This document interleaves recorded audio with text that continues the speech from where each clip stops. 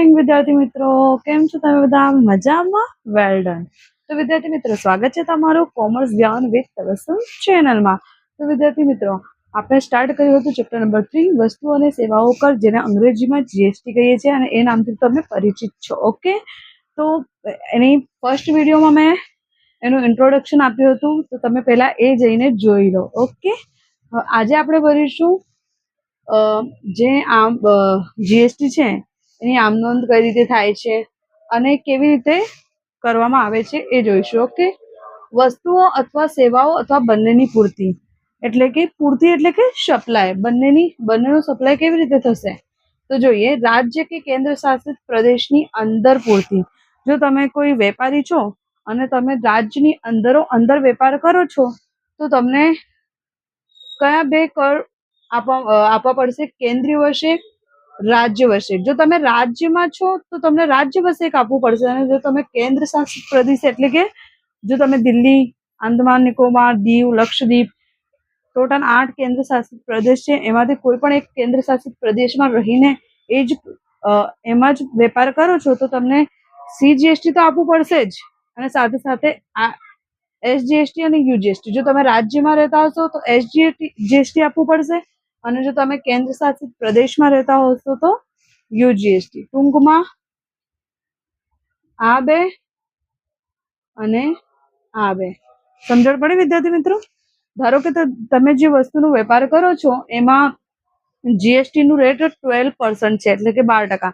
તમને કેન્દ્રને 6% આપવું પડશે, અને તમે જો રાજ્યમાં રહેતા હો તો રાજ્યને 6%, અને જો કેન્દ્ર શાસિત પ્રદેશમાં રહેતા હો તો 6%. ઓકે, આ સમજણ પડી વિદ્યાર્થી મિત્રો? જો ન સમજાય તો કમેન્ટ બોક્સમાં જણાવો, અને જો ચેનલ પર નયા હો તો પ્લીઝ ચેનલને લાઈક કરો, કમેન્ટ કરો, વિડીયોને લાઈક કરો, કમેન્ટ કરો, અને ચેનલને સબસ્ક્રાઇબ કરતા તો ના જ ભૂલજો, અને દરરોજ પૂરેપૂરી વિડીયો જુઓ તો જ તમને સમજણ પડશે. ઓકે, હવે જોઈએ રાજ્ય કે કેન્દ્ર શાસિત પ્રદેશની બહારની પૂર્તિ. એટલે કે તમે જો બિઝનેસ કરો છો અને રાજ્યની બહાર એ વસ્તુનો વેપાર કરો છો તો એના માટે કયો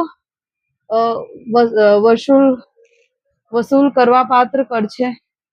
તો સંકલિત વસેક, આઈજીએસટી, જેને આપણે શું કહીએ છીએ? Integrated goods and services tax. Okay, ધારો કે તમે જે વસ્તુનો વેપાર કરો છો અને એ વસ્તુ પર તમને 18% જીએસટી આપવાનું છે, તો અને તમે ગુજરાતમાંથી હૈદરાબાદ કે આંધ્રપ્રદેશમાં વેપાર કરો છો તો તમે આઈજીએસટી ચૂકવવું પડશે. પછી આ બે ના ચૂકવાય, આ ચૂકવવું પડશે. આ ટેક્સ ડાયરેક્ટ 18% છે તો 18% જ ચૂકવાશે. જો એની જગ્યાએ આ ટેક્સ હોય તો એમાં 18 ના આધા કરી દઈએ તો 99% થાય. ઓકે, તો વિદ્યાર્થી મિત્રો સમજ પડી? રાજ્યની અંદર અને રાજ્યની બહાર. ઓકે, તો આપણે જીએસટી એટલે શું એ બધું તો જોઈ લીધું. હવે આપણે નેક્સ્ટ ચેપ્ટર જે ભણવાના છીએ આમ નોંધ, એમાં જીએસટી ની નોંધ કેવી રીતે કરશું એનું જોઈ લઈએ. તો શું લખે છે? વસ્તુઓ અથવા સેવાઓ અથવા બંનેના ખરીદ વેચાણ માટે લાગુ પડતી વશેકની નોંધ. તો વ્યવહાર શું લખેલું છે? વસ્તુઓ કે સેવાઓ અથવા બંનેની ખરીદી. જો એની ખરીદી કરવામાં આવે તો જે તે રાજ્ય કે કેન્દ્ર શાસિત પ્રદેશની અંદર આંતરરાજ્ય પૂરતી વસેક, અને જે તે રાજ્ય કેન્દ્ર શાસિત પ્રદેશની બહાર આંતરરાજ્ય પૂરતી વસેક. તો આંતરરાજ્ય માટે કઈ નોંધ આવશે? આવક પૂરતી કેન્દ્રીય વશેક, કે આવક પૂરતી રાજ્ય વશેક, કે આવક પૂરતી કેન્દ્ર શાસિત પ્રદેશ વસેક. ઓકે, સીજીએસટી કાં તો એસજીએસટી, અને જો તમે કેન્દ્ર શાસિતમાં રહેતા હો તો યુટીજીએસટી. જો કેન્દ્ર શાસિતમાં રહો છો તો રાજ્યનું ના ચૂકવવું પડે, પણ કેન્દ્રનું ચૂકવવું પડે. તો આવક પૂરતી શા માટે લખીશું આપણે? કેમ કે આપણે ખરીદી કરી રહ્યા છે, અને ખરીદી કરવાથી માલ આવે એટલે એને આવક પૂરતી લખાય. અને જો એ વ્યવહાર તમે બીજા રાજ્યમાં કરી રહ્યા છો તો શું લખવામાં આવશે? આવક પૂરતી સંકલિત વશેક. ઓકે, આ નોંધ થશે. અને જો વસ્તુઓ કે સેવાઓ અથવા બંનેનું વેચાણ કરવામાં આવે તો શું વેચાણ કરવાથી માલ જાય તો શું લખવું પડશે? જાવક પૂરતી કેન્દ્રીય વશેક, જાવક પૂરતી રાજ્ય વશેક, કે જાવક પૂરતી કેન્દ્ર શાસિત પ્રદેશ વશેક. ઓકે, અને જો જે તે રાજ્યની બહાર કરવામાં આવે તો જાવક પૂરતી સંકલિત વશેક. તો વિદ્યાર્થી મિત્રો સમજણ પડી કે નહીં તમને? ફટાફટ કમેન્ટ બોક્સમાં જણાવો. હવે આનો આન્સર તો તમને જ આપવાનો છે. ઓકે, હું નહીં આપીશ, તમને આપવાનો છે. શું લખેલું છે? નીચેના દરેક પ્રશ્ન માટે યોગ્ય વિકલ્પ પસંદ કરો. વસેક નંબર 1, વસેકમાં કેન્દ્ર અને રાજ્ય સરકારના સમાવિષ્ટ થતા વેરાઓમાં ખાલી જગ્યાનો સમાવેશ થાય છે. તો વસેકમાં કેન્દ્ર અને રાજ્ય સરકારના સમાવિષ્ટ થતા વેરાઓ. મેં ફર્સ્ટ વિડીયોમાં સમજાવ્યું હતું કે વસેક જીએસટી ક્યારે લાગુ પડ્યો અને એના પહેલા કયા જે કર હતા એના જગ્યાએ જીએસટી લાગુ પડ્યું છે.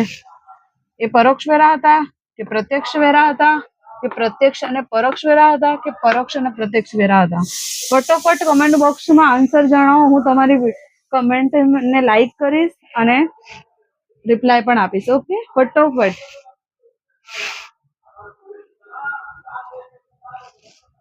શું આવશે? પરોક્ષ વેરા. Very good. શું આવશે? પરોક્ષ વેરા. હવે બીજું જોઈએ. નીચેનામાંથી રાજ્ય સરકારોનો કયો પરોક્ષ કર વસેક પહેલા હતો? રાજ્ય સરકારોનો શું કીધું છે? રાજ્ય સરકારોનો કયો પરોક્ષ કર વસેક પહેલા હતો? તો મેં ફર્સ્ટ વિડીયોમાં ભણાવી હતી. તો જો તમે ફર્સ્ટ વિડીયો જોઈ હશે તો તમને આજના લેક્ચરમાં અને આનો આન્સર આવશે. કસ્ટમ ડ્યુટી, આબકારી જકાત, મૂલ્ય વૃદ્ધિ વેરો કે સેવા વેરો? ફટોફટ કમેન્ટ બોક્સમાં જણાવો. હું તમારી કમેન્ટને લાઈક કરી રિપ્લાય કરીશ. ઓકે, તો શું આવશે? જલ્દી બોલો.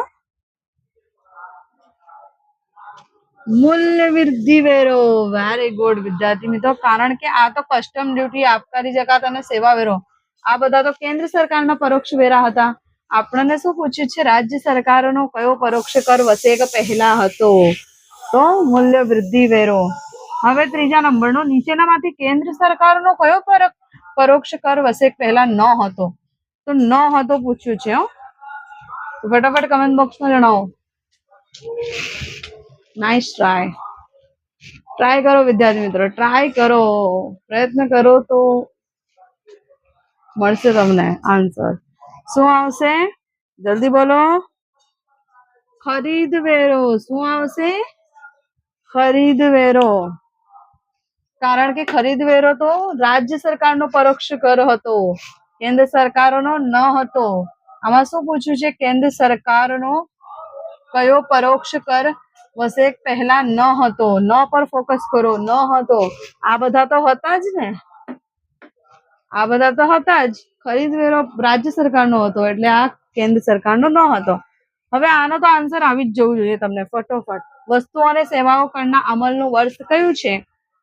સો simple, very simple. 2017. Very good વિદ્યાર્થી મિત્રો.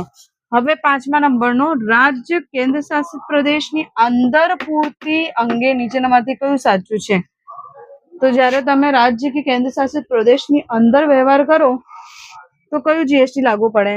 તો એક CGST, SGST, UT GST. IGST તો લાગુ જ ના પડે ને. આઈજીએસટી ક્યારે લાગુ પડે? જ્યારે તમે બહાર કરો. તો આમાં ફર્સ્ટ વાળો રાઈટ આન્સર. હવે જોઈશું છઠ્ઠા નંબરનું. શું લખેલું છે? જે તે રાજ્ય કેન્દ્ર શાસિત પ્રદેશની બહાર કરવામાં આવેલ પૂર્તિમાં વ્યવહાર માટે કયો કર લાગુ પડે છે? તો તમને ખબર જ છે, બહાર માટે કયો લાગુ પડે? આઈજીએસટી.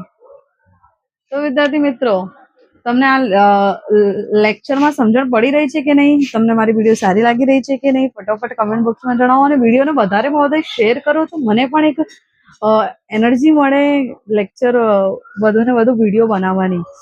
મને પણ એક કંઈક તો જોઈએ ને, વ્યૂઝ તો જોઈએ ને, અને મારો ચેનલ ગ્રો થાય એ પણ હું પણ ઈચ્છું છું ને. આટલી મહેનત હું કરીશ તમારા માટે, તો તમે પણ મારા માટે આટલી તો મહેનત કરશો ને કે ચેનલને લાઈક કરો, કમેન્ટ કરો, શેર કરો અને સબસ્ક્રાઈબ કરો. તો વિદ્યાર્થી મિત્રો, આ તમારી જવાબદારી છે ને. તમે મને આગળ લઈ જાઓ અને હું તમને આગળ લઈ જાઉં. આજ આપણા બેનું કનેક્શન છે. તો વિદ્યાર્થી મિત્રો, ફરી મળીશું. Bye bye.